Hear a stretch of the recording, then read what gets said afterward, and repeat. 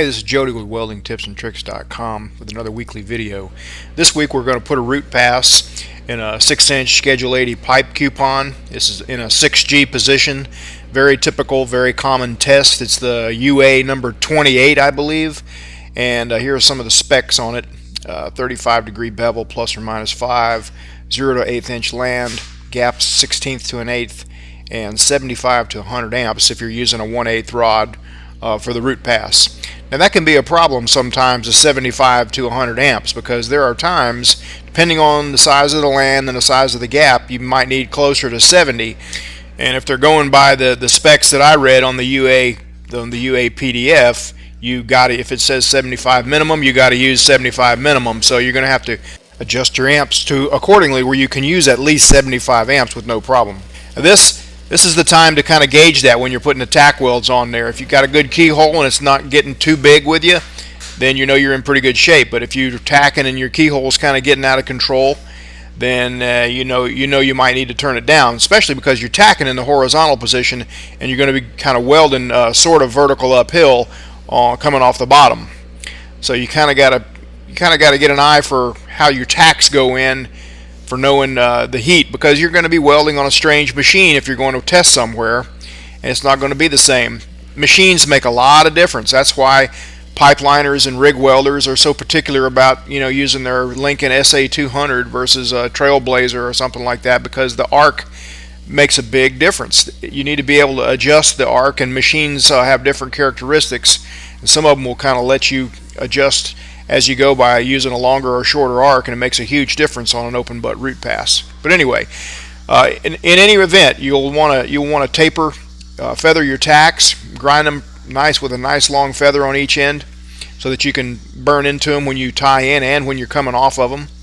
When you light up on the tack, you need to be able to make a good transition, and that looks something like that.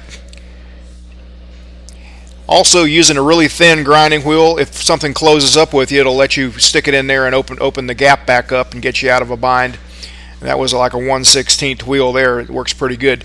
Now, how you hold the electrode in the electrode holder is a big deal on a 6G, and this is kind of how I like to do it. I put it in there kind of facing down like that, and the reason is because it lets me twist my wrist as I progress upward, and it keeps the rod angle the same. All I've got to do is gradually twist my wrists as I progress upward, and it keeps that rod angle pretty much aiming toward the center of the pipe, and that's kind of what you want to do in your mind's eye.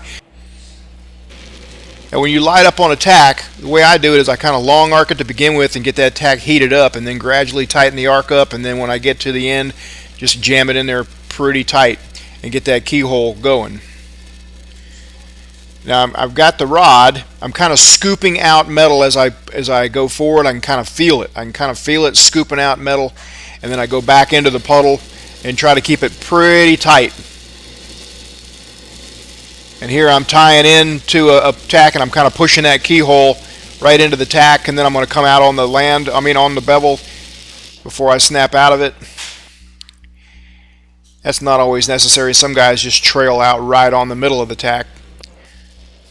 And here I'm lighting up again, long arc it a little bit, and then dive on in there nice and close, get the keyhole going.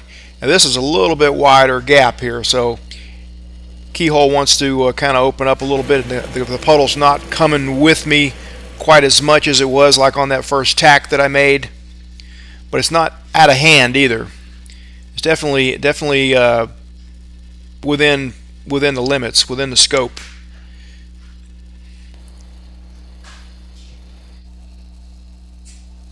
And here, this is a little bit wider gap here, so I'm actually almost making a kind of a small oval shapes, just kind of tying in both walls. And we'll get on the other side in just a minute. That side's pretty much wrapped up. Other side, going to hold the stinger about the same way. It's just a little bit different though, because that's the reason they give a 6G test, is you have to figure out different body positioning for both sides. One side's usually easier than the other for you, depending on if you're right or left-handed. But I'm still got the electrode in there kind of backwards like that, where I can twist my wrist and get a favorable angle on it.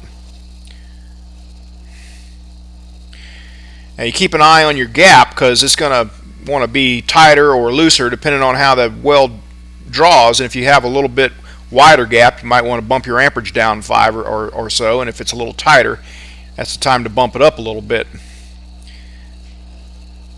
I kind of like the way that looks right there, the way that's going in. It's keyholing.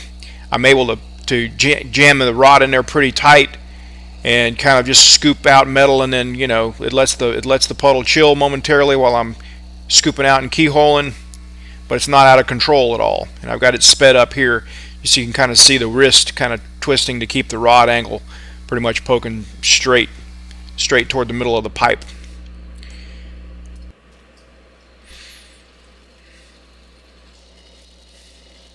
Now this is a little hot right here. The gap was a little wide. You can handle some variation like that without having to stop and change your amperage, but only to an extent, and a lot of it depends on the type welding machine you're using.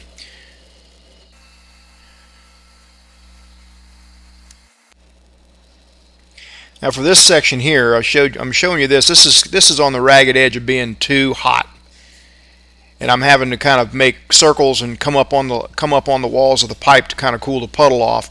And fortunately, it's on the top. You can get away with a little of this on the top a lot easier than you can on the bottom. But now it's keyholing out quite big, and so I'm pushing that keyhole right into the tack.